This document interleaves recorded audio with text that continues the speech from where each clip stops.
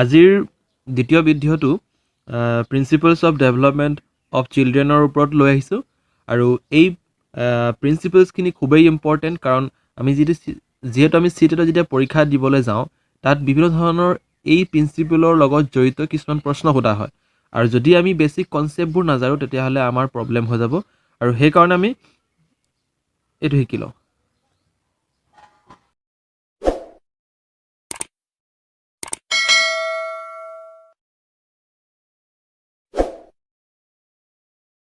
পলম নকৰি প্ৰথম প্ৰিন্সিপলটো চাওঁ। 1 নম্বৰ প্ৰিন্সিপলটো আছিলে প্ৰিন্সিপল অফ কণ্টিনিউটি। ঠিক আছে, প্ৰিন্সিপলছ অফ কণ্টিনিউটি, যিহেতু মই আগতো কৈ আহিছিলোঁ, আগৰ ভিডিঅ'টো যদি চাইছে আপোনালোকে, প্ৰিন্সিপলছ অফ কণ্টিনিউটি মানে কি হয়, আমাৰ যিটো বৃদ্ধি বা বিকাশৰ যিটো প্ৰচেছ আছে, বিশেষকৈ মই বিকাশৰ কথা ক'ম, যিহেতু বৃদ্ধিটো এটা সময়লৈকে ষ্টপ হৈ যায় বা ৰৈ যায়, গতিকে আমাৰ যিটো বিকাশ আছে সেই বিকাশ প্ৰক্ৰিয়াটো কি হয়, কণ্টিনিউটি থাকে, অৰ্থাৎ জীৱনজোৰা চলা এটা প্ৰক্ৰিয়া হয়। যেনেকৈ জন্মৰ পৰা মৃত্যুলৈকে বিভিন্ন দিশত মানুহৰ বিকাশ হৈ থাকে, যেনেকৈ সামাজিক বিকাশ হওক, আৱেগিক বিকাশ হওক, তেওঁলোকৰ বিভিন্ন ধৰণৰ চৰিত্ৰৰ বিকাশ হওক বা বিভিন্ন ধৰণৰ প্ৰতিভা স্কিলৰ যিবোৰ বিকাশ হয়, সেই সকলোবোৰ আমি কণ্টিনিউটিত অন্তৰ্ভুক্ত কৰিব পাৰোঁ। তো এইটো প্ৰথম আছিলে প্ৰিন্সিপলছ অফ কণ্টিনিউটি। ঠিক আছে, দ্বিতীয়টো চাওঁ। দ্বিতীয়টো আছে আমাৰ principles of direction. Principle of direction, এই 2 নম্বৰ কথাটো প্ৰিন্সিপলছ অফ ডাইৰেকশ্যন, অৰ্থাৎ প্ৰত্যেকটো ছাত্ৰ ছাত্ৰী বা শিশুৰ কি হয়, যিবোৰ বিকাশ হ'ব লাগে বা যিবোৰ বৃদ্ধি হয় সেইবোৰ এটা একেটা দিশতে যায়। ঠিক আছে, যেনেকৈ এতিয়া 5 বছৰ বয়সৰ ল'ৰা ছোৱালী কি ধৰণৰ কথা কয় বা কি ধৰণৰ বিহেভিয়াৰ থাকে, সেইবোৰ আমি প্ৰিন্সিপলছ অফ ডাইৰেকশ্যনত অন্তৰ্ভুক্ত কৰিব পাৰোঁ। কিন্তু এইখিনিতে এটা ইম্পৰ্টেণ্ট কথা অন্তৰ্ভুক্ত কৰিব লাগিব, যিহেতু প্ৰত্যেকটো শিশুৰেই ইণ্ডিভিজুৱেল ডিফাৰেঞ্চ অৰ্থাৎ ব্যক্তিগত পাৰ্থক্য দেখা যায়। গতিকে কিছুমানৰ ক্ষেত্ৰত বৃদ্ধিৰ লগে লগে বিকাশ পৰ্যাপ্ত পৰিমাণে নহ'বও পাৰে, যিটো আমি সদ্যহতে এটা শ্ৰেণীৰ কোঠাত আমি দেখা পাওঁ। গতিকে আমি কি হয়, এই প্ৰিন্সিপলছ অফ ডাইৰেকশ্যনে এইটো কথাই কয় যে আমি এই বয়সৰ ল'ৰা ছোৱালীৰ এইখিনি বস্তু বিকাশ হ'ব লাগিব, অৰ্থাৎ এটা প্ৰাপ্তবয়সস্থ ছাত্ৰ ছাত্ৰীৰ মাজত বা এটা প্ৰাপ্তবয়স্ক লোকৰ মাজত কিখিনি বস্তু বিকাশ থাকিব লাগিব বা কেনেধৰণৰ তেওঁলোকৰ চৰিত্ৰৰ বিকাশ ঘটাব লাগিব, সেই সকলোবোৰ প্ৰিন্সিপলছ অফ ডাইৰেকশ্যনে নিৰ্দেশ কৰে। আৰু প্ৰিন্সিপলছ অফ ডাইৰেকশ্যনৰ ওপৰত নিৰ্ভৰ কৰি আমি বিভিন্ন ধৰণৰ ছাত্ৰ ছাত্ৰীৰ সমস্যাসমূহ আমি উদঘাটন কৰিব পাৰোঁ আৰু তাক আমি চিনাক্ত কৰি তাক আমি উপযুক্ত কিছুমান প্ৰতিকাৰমূলক ব্যৱস্থা গ্ৰহণ কৰি সেই দুখসমূহ দূৰ কৰিবলৈ কাৰণে আমি চেষ্টা কৰিব পাৰোঁ।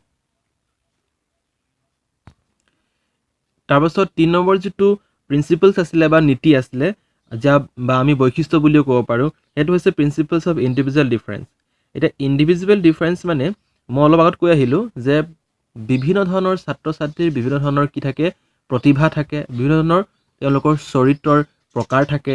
গতিকে প্ৰত্যেকটো ছাত্ৰ ছাত্ৰী বা প্ৰত্যেকটো ব্যক্তিৰ ক্ষেত্ৰতে আমি কিবা নহয় কিবা এটা পাৰ্থক্য দেখা পাওঁ। হয়তো তেওঁৰ সামাজিক পাৰ্থক্য থাকিব পাৰে, ব্যক্তিগত পাৰ্থক্য থাকিব পাৰে, তেওঁৰ নৈতিক পাৰ্থক্য থাকিব পাৰে। গতিকে আমি কি ক'ব নোৱাৰোঁ যে এজন শিশু বা প্ৰত্যেকটো শিশুৰেই যিবোৰ বিকাশ হয় সেইটো একে পৰ্যায়ৰ হয় বা একে ধৰণৰ হয়।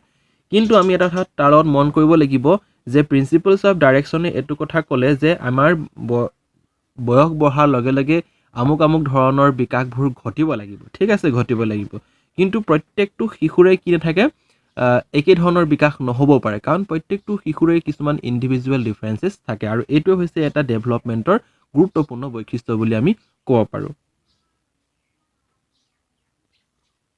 4 নম্বৰ যিটো প্ৰিন্সিপলছ আছে সেইটো হৈছে প্ৰিন্সিপল অফ ইউনিফৰ্ম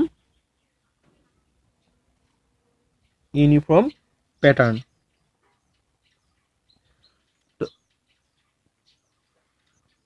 এতিয়া প্ৰিন্সিপলছ অফ ইউনিফৰ্ম পেটাৰ্ণ বুলি ক'লে আমি কি বুজি পাম, যে মই অলপ আগতে ক'লোঁ, যেতিয়া বয়স বাঢ়ি গৈ থাকে আমি গম পাওঁ যে কোনখিনি বস্তু এটা শিশুৰ বিকাশ হ'ব লাগে।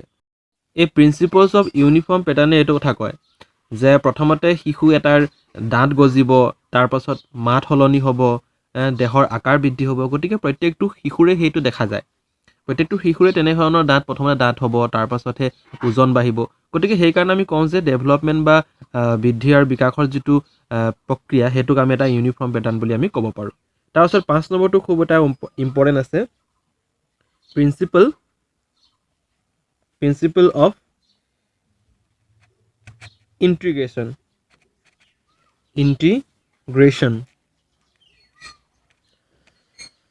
এতিয়া প্ৰিন্সিপলছ অফ ইণ্টিগ্ৰেশ্যনে এইটো কথা কয়, যেতিয়া এটা শিশুৱে কিবা এটা বস্তু বা কিবা এটা দিশত যদি তাৰ বিকাশ হয়, সেই বিকাশটো তেওঁৰ বয়স বঢ়াৰ লগে লগে লগতে যি পুৰণা বিকাশ আছিলে সেই পুৰণা বিকাশসমূহ তেওঁৰ নতুন বিকাশত সহায় কৰে।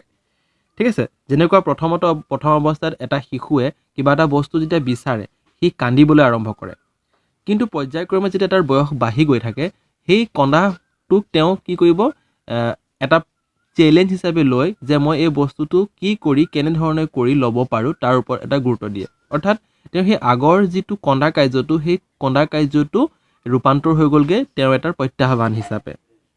ঠিক আছে, মুঠতে আমি এটা কথা ক'ব পাৰোঁ যে এটা শিশুৰ যেতিয়া সৰু সৰু যিবোৰ দিশৰ যিটো বিকাশ, সেই দিশৰ বিকাশসমূহে এটা শিশুক এটা সম্পূৰ্ণ ব্যক্তি হিচাপে বিকাশ সাধন কৰাত সহায় কৰা দিশটোক আমি ক'ব পাৰোঁ প্ৰিন্সিপলছ অফ ইণ্টিগ্ৰেশ্যন। তাৰপিছত 6 নম্বৰটো আছে প্ৰিন্সিপলছ অফ ইণ্টাৰ ৰিলেশ্যন। তো ইণ্টাৰ ৰিলেশ্যন শব্দটো আপোনালোকে শুনিছে। Interrelation, principles of interrelations এটা খুব important principles of development and গ্ৰথৰ। তো ইণ্টাৰ ৰিলেশ্যনছ মানে কি হৈছে, যেতিয়া শিশুৰ এই আৱেগ, দৈহিক, শাৰীৰিক, সামাজিক, নৈতিক এইবোৰ যি বিকাশ হয় সেই বিকাশসমূহ আনটোৰ ওপৰত নিৰ্ভৰ কৰে। উদাহৰণস্বৰূপে এটা কথা ক'ব পাৰি, দৈহিক বিকাশৰ লগে লগে শিশুটোৰ আৱেগিক বিকাশো হয়। ঠিক আছে, ধৰি লৈছোঁ এটা শিশুৰ দৈহিক বিকাশ হ'ল আৰু দৈহিক বিকাশ হোৱাৰ পাছতহে তেওঁৰ কি হ'ব পাৰে, আৱেগিক বিকাশো হ'ব পাৰে। আৰু যেতিয়া আৱেগিক বিকাশ হয় তেতিয়া তেওঁৰ সামাজিক বিকাশো হ'ব পাৰে। তাৰমানে এটা কথা ইয়াৰ পৰা বুজা গৈছে যে যিবোৰ বিকাশৰ এছপেক্ট আছে বা দিশ আছে সেই প্ৰত্যেকটো দিশ এটা আনটোৰ ওপৰত নিৰ্ভৰ কৰে আৰু এটা আনটোৰ ওপৰত মানে তেওঁলোকৰ ৰিলেশ্যন আছে বুলি আমি ক'ব পাৰোঁ। ঠিক আছে, এইটো ইম্পৰ্টেণ্ট হয়। ইয়াৰ উপৰিও যেতিয়া প্ৰিন্সিপলছ অফ ইণ্টাৰ ৰিলেশ্যন বুলি কওঁ, কিছু ক্ষেত্ৰত ইয়াৰ ব্যতিক্ৰমীও হয়। যেনেকুৱা ধৰি লৈছোঁ মই এটা শিশুৰ দৈহিক বিকাশ হৈছে, কিন্তু দৈহিক বিকাশ হ'লেও তেওঁৰ সামাজিক আৰু আৱেগিক বিকাশ হোৱা নাই। তেনে ক্ষেত্ৰত আমি প্ৰিন্সিপলছ অফ ইণ্টাৰ ৰিলেশ্যন হোৱা নাই বুলি আমি ক'ব লাগিব। ঠিক আছে, 7 নম্বৰটোত আমি ক'ব পাৰোঁ principles of general to specific. ঠিক আছে, জেনেৰেল টু স্পেচিফিক এইটো 7 নম্বৰ প্ৰিন্সিপলছ বুলি আমি ক'ব পাৰোঁ। 8 নম্বৰ হ'বগৈ প্ৰিন্সিপলছ অফ মেচুৰেশ্যন এণ্ড লাৰ্ণিং। ঠিক আছে, কাৰণ বিকাশৰ লগে লগে শিশুটোৰ কি হয়, মেচুৰেশ্যনো হ'ব পাৰে, অৰ্থাৎ পৰিপক্ক হ'ব পাৰে, আৰু লগতে তেওঁৰ যিটো লাৰ্ণিং যিটো প্ৰক্ৰিয়া থাকে, যিটো শিকন প্ৰক্ৰিয়া সেইটোও আৰম্ভ হৈ যায়, বা এই মেচুৰেশ্যন আৰু লাৰ্ণিং যিটো প্ৰক্ৰিয়া থাকে তাত এই ডেভেলপমেণ্টৰ যিটো গুৰুত্বতা সেইটো বেছি। ঠিক আছে, তাৰপিছত 9 নম্বৰটো আমি ক'ব পাৰোঁ principles of heredity and environment. ঠিক আছে, এনভাইৰনমেণ্ট।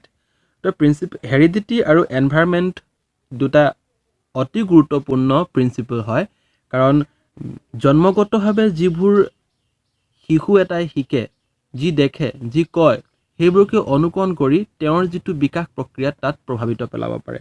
আৰু লগে লগে সেই বিকাশ প্ৰক্ৰিয়া যি শিকি আহিলে সেইটো তেওঁৰ শিক্ষণ অৰ্থাৎ বিদ্যালয়ত বা তেওঁৰ টিচিং লাৰ্ণিং প্ৰচেছতো কি কৰিব, প্ৰভাৱিত কৰে বা প্ৰভাৱ পেলায়। ঠিক একেধৰণে যিটো পৰিৱেশত ছাত্ৰ বা ছাত্ৰীগৰাকী আছে সেই পৰিৱেশৰ ওপৰতো নিৰ্ভৰ কৰিব বিকাশ কেনেধৰণৰ হ'ব বা বিকাশৰ বিভিন্ন পৰ্যায়ত কেনেধৰণৰ প্ৰভাৱ পেলাইছে এই পৰিৱেশৰ দিশসমূহে গতিকে এই হেৰিডিটি আৰু এনভাইৰনমেণ্টটো বিকাশৰ আমি প্ৰভাৱ পেলোৱাৰ দুটা কাৰণ বুলিও আমি ক'ব পাৰোঁ ইয়াৰ পিছৰ ভিডিঅ'ত মই এই হেৰিডিটি আৰু এনভাইৰনমেণ্টৰ এটা বিশেষ ভিডিঅ' এটা বনাই দিম গতিকে আপোনালোকে যদি ভিডিঅ'টো ভাল পালে শ্বেয়াৰ কৰি দিব আৰু লাইক এটা কৰি দিব যদি মোৰ চেনেলটো ছাবস্ক্ৰাইব কৰা নাই ছাবস্ক্ৰাইব কৰি ল'ব